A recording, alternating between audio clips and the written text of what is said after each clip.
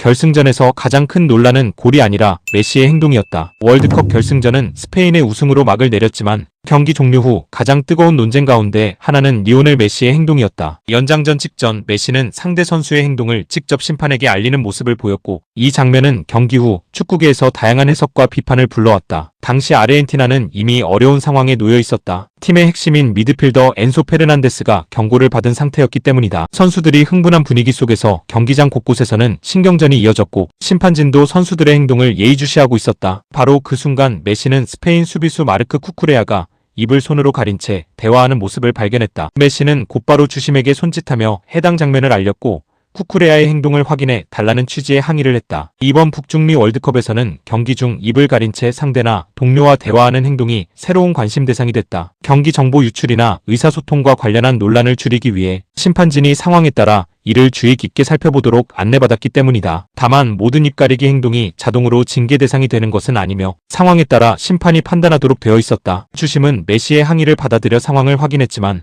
추가적인 경고나 징계는 내리지 않았다. 경기는 그대로 재개됐고, 이후 스페인은 연장 후반 결승골을 터뜨리며 우승을 확정했다. 하지만 경기 종료 후 이 장면은 결과만큼 큰 화제가 됐다. 영국 축구 레전드들은 이 장면에 대해 아쉬움을 나타냈다. 웨인 루니는 메시가 얼마나 절박했는지는 이해한다고 말하면서도 그래도 세계 최고의 선수라면 조금 더 스포츠맨다운 모습을 기대했다. 메시마저도 그런 모습을 보이는 걸 보니 안타까웠다고 평가했다. 그는 특히 월드컵 결승이라는 가장 큰 무대에서는 실력뿐 아니라 태도 역시 많은 팬들에게 영향을 준다고 강조했다. 전 잉글랜드 국가대표 골키퍼 조 하트 역시 비슷한 의견을 내놓았다. 그는 메시처럼 수많은 어린 선수들이 존경하는 선수에게는 조금 어울리지 않는 장면이었다고 말했다. 조 하트는 경기의 긴장감과 승리에 대한 열망은 충분히 이해하지만 메시 정도의 선수라면 굳이 그런 행동을 하지 않아도 됐을 것이라는 의견을 밝혔다. 전 아스널 수비수 리틱스는 조금 더 강한 표현을 사용했다. 그는 상대를 징계받게 만들려는 행동처럼 보였다. 유치한 짓이다라며 세계 최고 선수 메시에게서는 기대하지 않았던 모습이다라고 평가했다. 다만 모든 평가가 부정적이었던 것은 아니다. 일부 해외 축구 전문가들은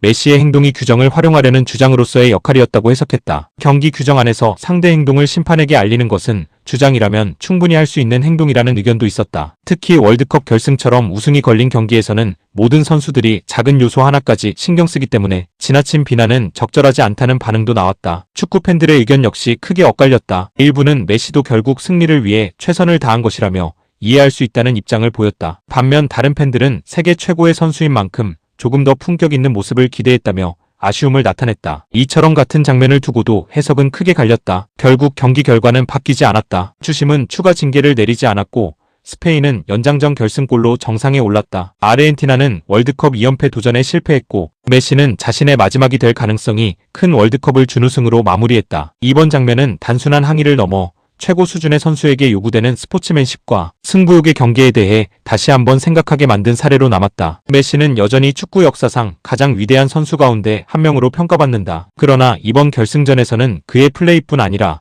심판에게 직접 항의했던 짧은 순간 역시 오랫동안 축구 팬들의 기억 속에서 논쟁의 장면으로 남게 됐다.